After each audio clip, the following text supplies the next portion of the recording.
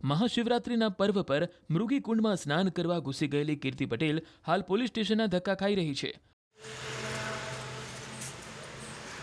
ગુરુવારે કીર્તિ જૂનાગઢ તાલુકા પોલીસ સ્ટેશનમાં હાજર થઈ, જ્યાં પોલીસની ફરજમાં અવરોધ ઊભા કરવા અને પોલીસને ધમકી આપવાના કેસમાં કીર્તિની પોલીસે પૂછપરછ કરી.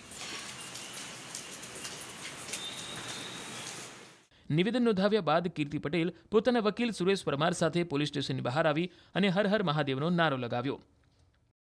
હું ખાલી હર હર મહાદેવ કહીશ ને તોય બધાને ખબર પડી જશે. જય સનાતન, હર હર મહાદેવ.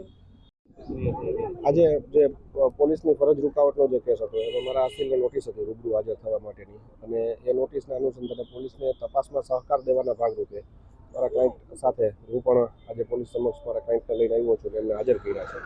પોલીસે એમની વિગતવારની પૂછપરછ કરી છે અને હાલ પૂરતી એમની પૂછપરછ પૂરી થઈ છે. એટલા માટે અમે હવે પોલીસ છે એ બીજા કોઈ તથ્યો તપાસવા માટે તપાસ કરતી હોય, પોલીસની પાસે કોઈ સફિશિયન્ટ એવિડન્સ કલેક્ટ કરી શકે તો પોલીસ ચાર્જશીટ કરશે અને એ ચાર્જશીટ સંબંધે અમે અમારો પક્ષ છે એ કોર્ટમાં મૂકશું. આ પહેલા મૃગીકુંડમાં સ્નાન કરવા મામલે મંગળવારે કીર્તિ ભવનાથ પોલીસ સ્ટેશનમાં પહોંચી હતી. ખોડિયાર નિરાલી આશ્રમના બજરંગદાસ બાપુએ નોંધાવેલી ફરિયાદમાં અહીં કીર્તિની પૂછપરછ કરવામાં આવી હતી.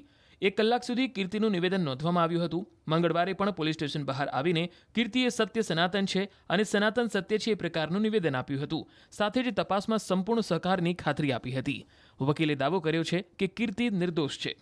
હું તો ખાલી એટલું જ કહીશ, સત્ય એ સનાતન છે અને સનાતન સત્ય છે, તો દિલથી કહીશ હર હર મહાદેવ. બાકી સાહેબ વાત કરશે ન્યાયની. આગામી દિવસોમાં ઇન્દ્રભારતી બાપુ ઉપર કઈ પગલાં લેવાશે તમે જે જાહેરાત કરી એ તો સમય બતાવશે. આજે જે સંતોએ જે ફરિયાદ કરેલી છે, જે ધાર્મિક ભાવનાઓ આહત થઈ છે, એ બાબતે આજ બોલાવેલા હતા અને આપને મીડિયાના માધ્યમથી હું જણાવવા માંગીશ, પૂરો કેસ છે એ મૃગીકુંડમાં સ્નાન કરવા સંબંધે જ વિવાદ ઊભો થયો છે. વૈચારિક મતભેદો ઊભા થયા છે અને એ વૈચારિક મતભેદોના કારણસર કન્સિસ્ટન્ટલી બીજી 2 ફરિયાદો થઈ છે.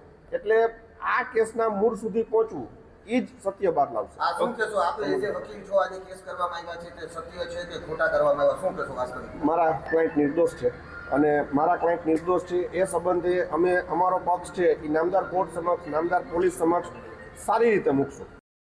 જૂનાગઢના યુવકે 20 લાખની ખંડણી માંગવા મામલે કીર્તિ વિરુદ્ધ ફરિયાદ નોંધાવી હતી, જેને લઈને 22 ફેબ્રુઆરી કીર્તિની ઉદયપુરથી ધરપકડ કરાઈ હતી.